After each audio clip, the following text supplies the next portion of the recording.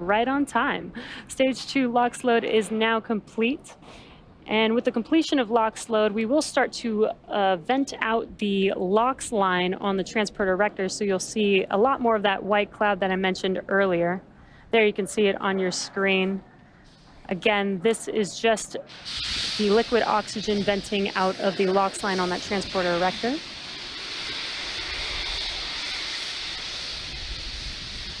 And just under 15 seconds or so, Falcon 9 will be in startup, and Stage 1 and Stage 2 will start to pressurize for launch.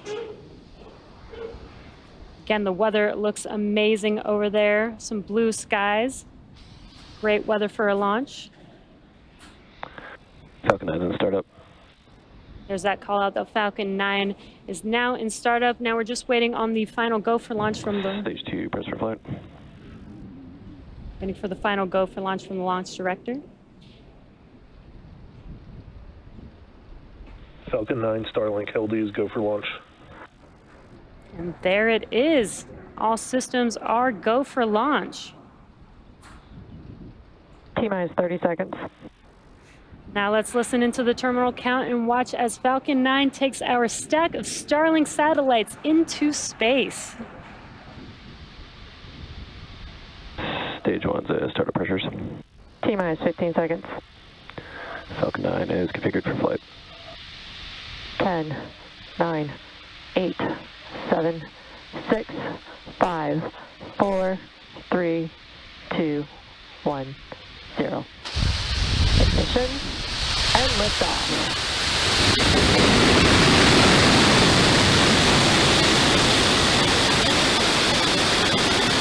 Falcon is pitching downrange.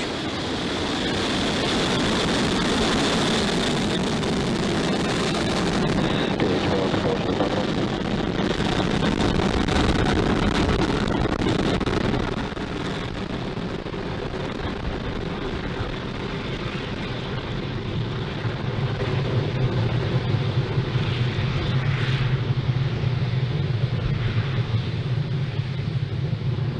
Falcon 9 has successfully lifted off from Cape Canaveral Space Force Station, carrying our stack of Starlink satellites to orbit. Nominal power and telemetry.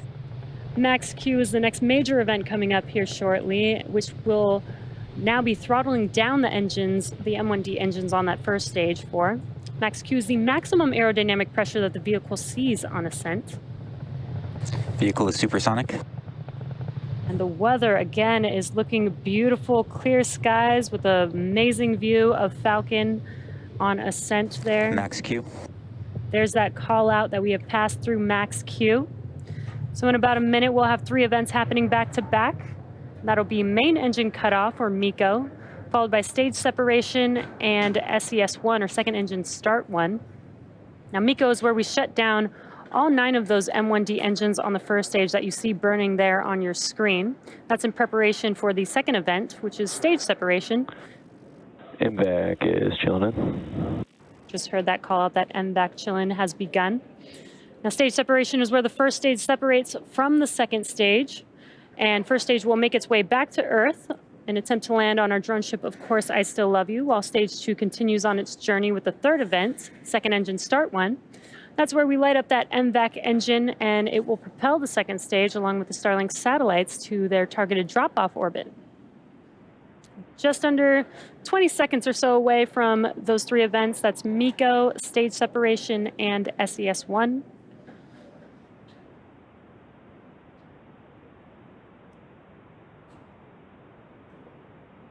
You should be able to see MECO here in a few seconds with those 9 M1D engines shutting down here shortly.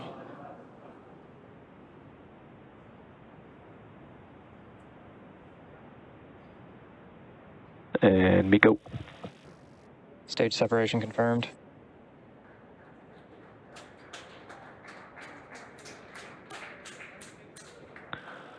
MVAC ignition and throttle up. And there we've had main engine cutoff and stage separation. You can see that from the ground tracking view there. We did have a good call out of second engine start 1 on the second stage. Fairing jettison confirmed. And we heard the call out for fairing deploy.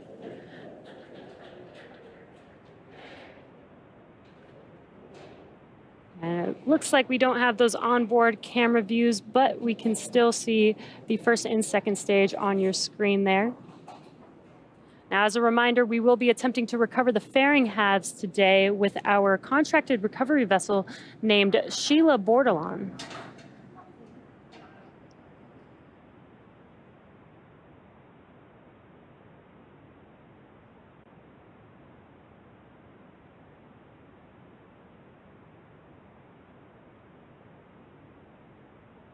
Acquisition of signal, Bermuda.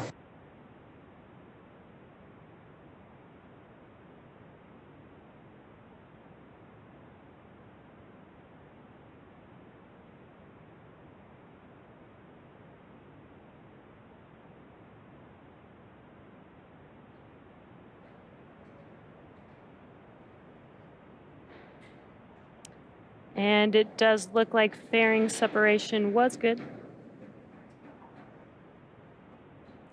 Now, as stage 2 takes our Starlink satellites to their targeted drop-off orbit, stage 1 will make its way back to Earth by executing 2 burns.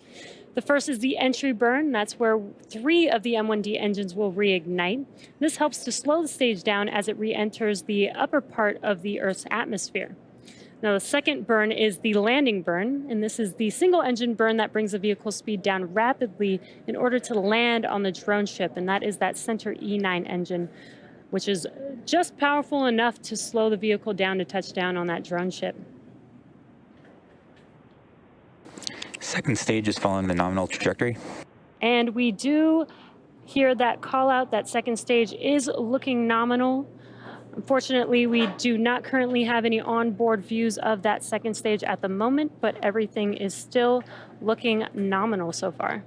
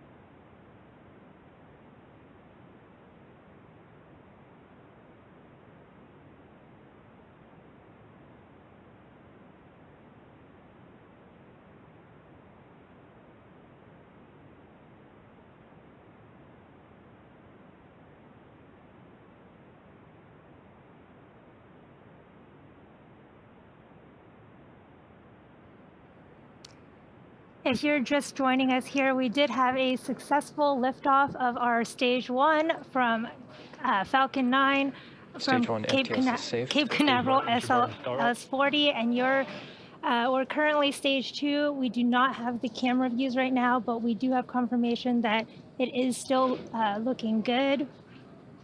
Again, our Stage 2 is delivering our Starlink satellites to low Earth orbit, and that's our stack of 60 Starlink Stage 1 entry satellites. burn shut down. Second stage continues to follow the nominal trajectory. We just heard that call out that Stage 1 entry burn was successful, and there you can see we do have our Stage 2 camera view finally back, and it is looking good there with that MVAC nozzle glowing. And there's our Stage 1 view back on our left as it continues to cruise down, getting ready for the start of its landing burn in about 30 seconds here. You can see those hypersonic grid fins of the first stage there on your left, and they control and help orient that first stage as it comes back down to Stage Earth. 1 transonic. Again, Stage 1 will be targeting landing on our drone ship, Of Course I Still Love You. And right before landing, it will deploy 4 carbon fiber landing legs. Start of terminal guidance.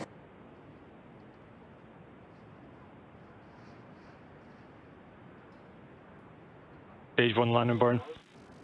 have the start of stage 1 landing burn. This burn will last about 30 seconds. You can see it coming down towards the Atlantic Ocean there. What a beautiful view from that stage 1 camera.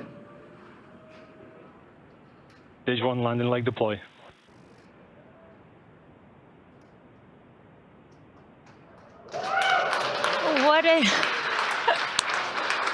What an amazing view. Stage 1 landing confirmed.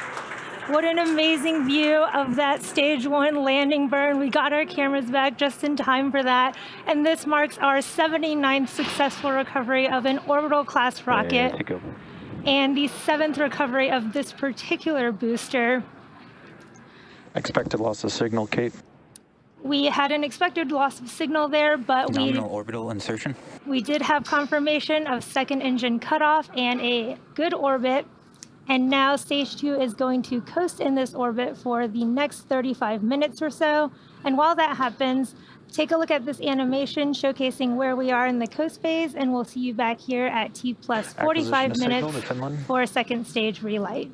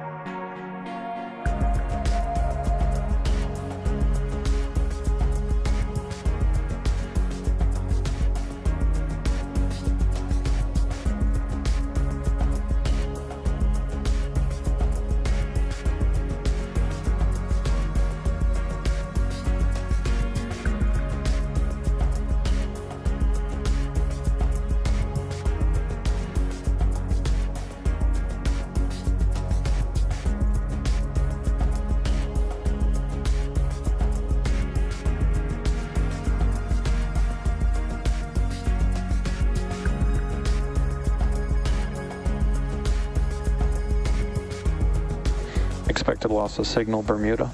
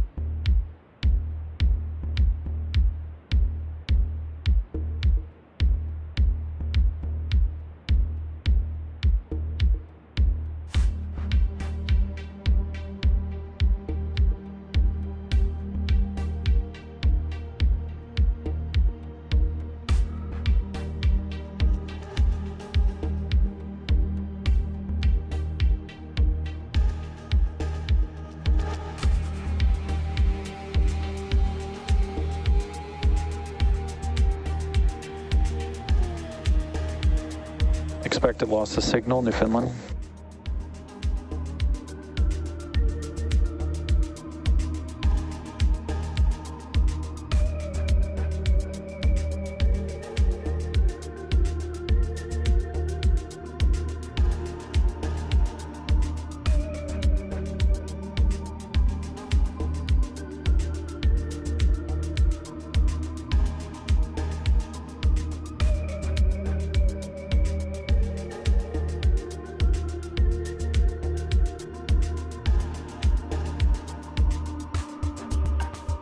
Acquisition of signal, Goonhilly, England.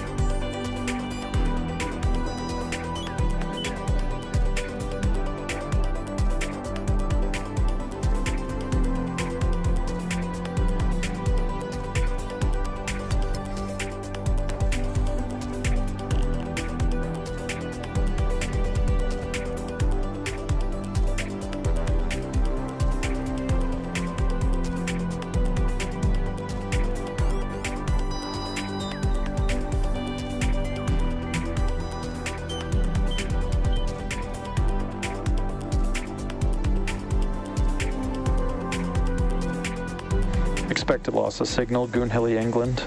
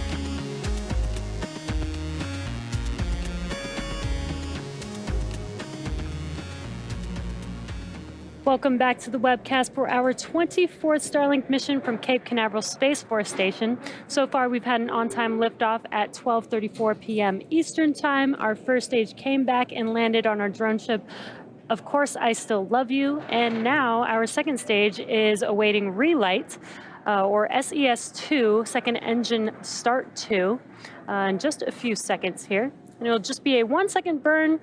It's a very quick burn. It may not look like much on your screen, but it does take us to our targeted drop-off orbit. So we should hear that call out coming shortly here.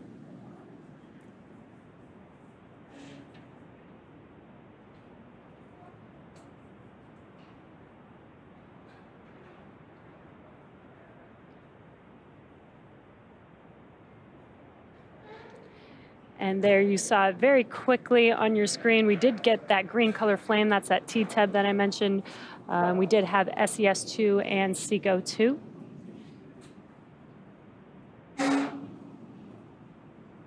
Waiting for confirmation of good orbit. And we did confirm a good orbit. So again, our Starlink sats will ultimately end up in a LEO, or low Earth orbit, about 550 kilometers above the Earth's surface, which is different than your typical geostationary or GeoSat, which orbits roughly 36,000 kilometers above Earth. And we have another 15-minute coast phase before we deploy our next batch of Starlink satellites into orbit. And during this time, the spacecraft will start to spin along its central axis, giving the Starlink satellites the momentum that they need to space themselves out over time after they deploy. So while this happens, sit back and enjoy some more space jams. We'll see you back here at T+1 hour and 3 minutes.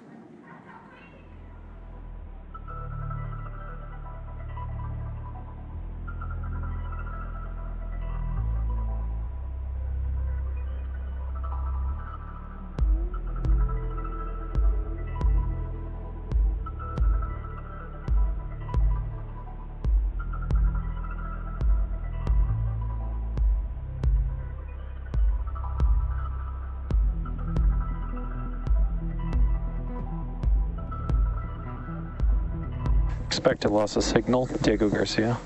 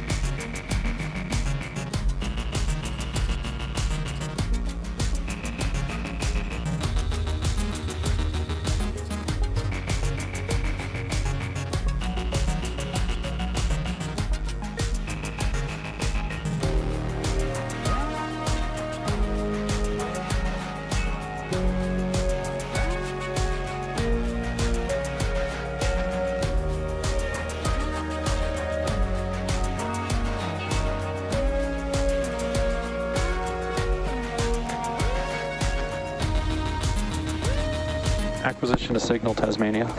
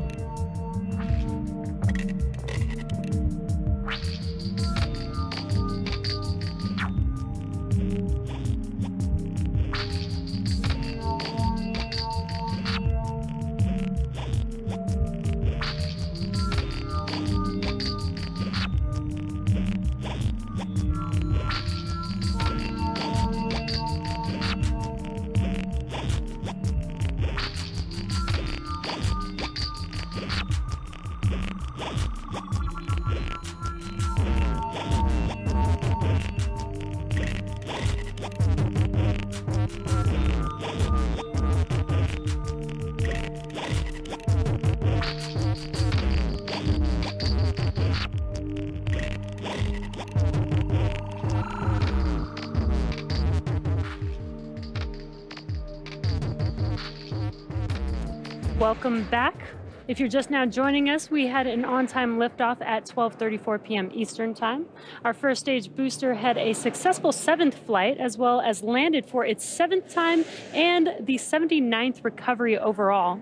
Stage 2 completed its 2 burns to enable reaching the targeted drop-off orbit, and now we are coming up on the deployment of our Starlink satellites here shortly. And we are waiting to see if we can get some live views. Otherwise, if we don't, we should be able to hear the call out for payload deploy. And that should be coming here in just under 20 seconds or so.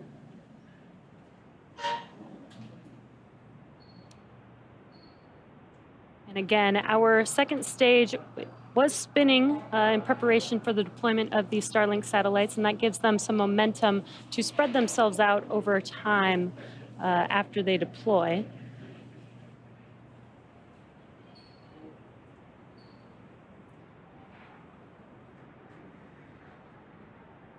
Payload deployment confirmed. There we go. There's that call out, and we do have a visual of those Starlink satellites drifting away from second stage out in space. Now again, this is their drop-off orbit. So shortly, they will deploy their solar array, and over the next few days and weeks, they will distance themselves from each other and use their onboard ion thrusters to make their way to their operational orbit. And with that, that brings our webcast to a close. Thank you to the Range and FAA for supporting today's mission. If you're interested in Starlink service, head over to starlink.com and sign up. And as always, thanks for joining us and have a great afternoon.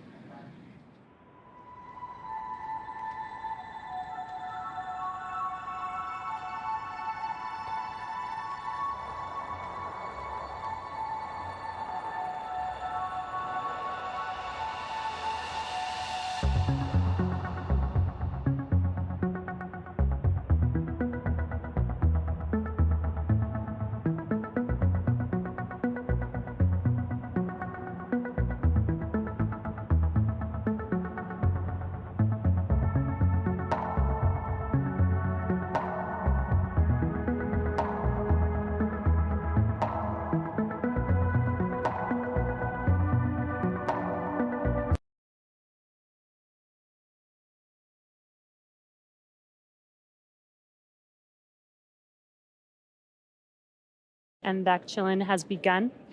Now, stage separation is where the first stage separates from the second stage, and first stage will make its way back to Earth and attempt to land on our drone ship, Of Course I Still Love You, while stage 2 continues on its journey with the third event, second engine start 1. That's where we light up that MVAC engine, and it will propel the second stage along with the Starlink satellites to